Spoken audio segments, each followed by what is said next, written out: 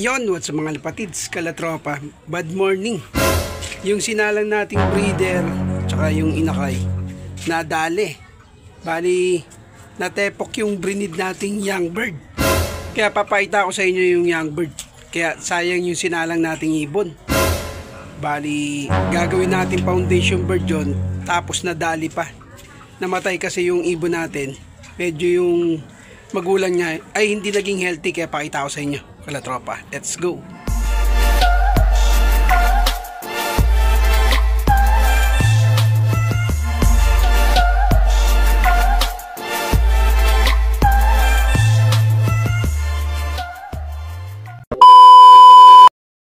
Yon, welcome back nga mga lapatids, kalatropa. Ito yung sinalang natin na si Lil Prince. Ayun, oh.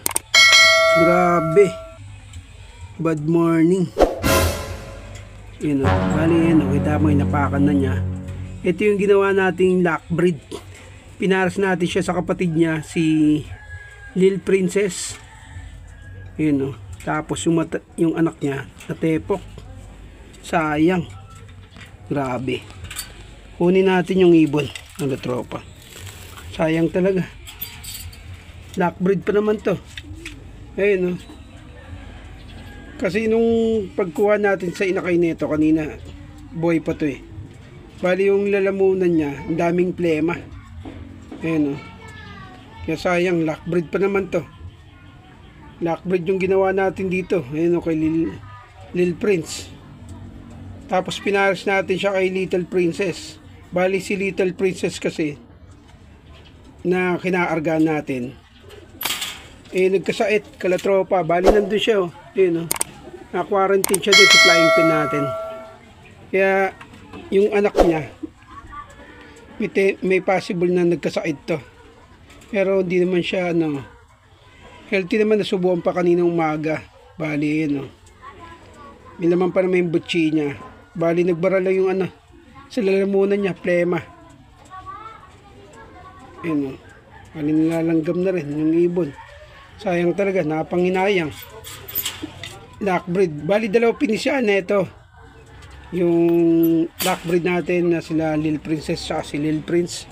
Bali isa niyang kapatid. Doon na natin nilagay sa poster parents natin. Yung Johnson Relax. Sayang talaga to. Napanginayang yung ibon na to. Checkin natin yung kapatid nung lock breed natin. Bali, tanggalin muna natin siya ng pares. Si Lil Prince, oh. Tanggalin natin siya ng pares. Kumbaga pagpapahingay natin, gagamitan natin siya ng ibang hen. Ayan, oh, napakaangas pa naman. Ang ganda ng tindig. Sayang yung ibon na to. Sayang yung sinala natin, gagawin natin kasi yung foundation bird. Baling isang anak niya dito natin nilagay sa poster parents niya. Ayun, yun, oh. Johnson Relax yung ginawa nating sitter. Tapos itong yan, bali inanak niyan tatlo na yung nilulukuban niya. Yan, oh, kasi ang mga giant white king magaling to magsubo. Bali ito yung isang inanak niya ng lock breed. Yan, oh. Tapos ito kapipisa lang. Bali maliit pa yung dalawa. Dapat isasali na natin to kasi hindi naman natin pwedeng payaya agad yung itlog na hindi pa rin napipisa to. Yung itlog ng mga poster parents natin. Kaya yun yung natin. Kailangan pag nagpapayaya kayo, kailangan sabay. Tingnan mo, medyo malaki na. Bali yung mga anak ng yaya natin maliliit pa, pero mukhang putito lahat, oh. Ang ganda rin. Ayan, oh. Liit pa, medyo malaki na yung lock breed natin na pinaakay dito. Sana mabuhay nilang dalawa kasi sayang. Ito kasi gagawin nating foundation bird. Yan, oh, kalatropa.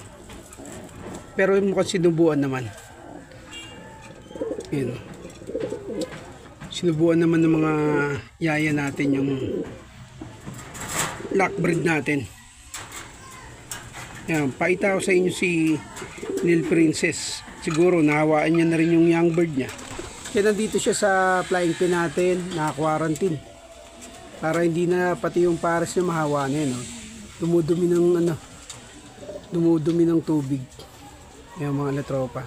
Kaya kailangan pag may sakit kagad yung ibon, kalasin nyo agad para hindi nahawaan pati yung pares, pati yung inakay. Kagaya ng inakay, hindi natin na-trace. Buti na lang, hindi natin ito kinarga. Kasi niloload natin to sa south. Gumamit na naman tayo ng isang all-star. Para at least kahit papano sa derby, may pamato tayo sa area. Tsaka sa survivor. Yan, medyo... Kanina sinubukan ko na siya ng salmo stop eh. Pero may naman pa rin yung butchi niya, mga tropa. Sana tuloy-tuloy yung paggaling ni Lil Princess. Yun na lang, mga tropa. Na-recover na natin si Lil Princess. Pero sayang talaga yung ginawa nating lock breed. Yun yung gagawin nating foundation bird kasi mga breeder natin medyo tumatanda na. Tsaka nauubos na yung iba. Ang breeder natin nakawala. Tapos namamatay na. Gagawa na naman tayo ng panibagong foundation bird. Mga young bird, mga lock breed, inbreed. Yan. Pero may mga inbreed na rin dito. Ayan, oh. May mga inbreed na sila. Si Little Princess, may mga inbreed na yan dito. Kaya gumawa tayo ng mga lock breed dito sa patid niya. Si Little Princess yung matnog finisher natin. Bali sayang talaga. Pero wala tayong magagawa. Ganun talaga. Hindi natin talaga mababantayan yung mga ibon na sinasalang natin kasi hindi natin alam yung mga inaagos natin.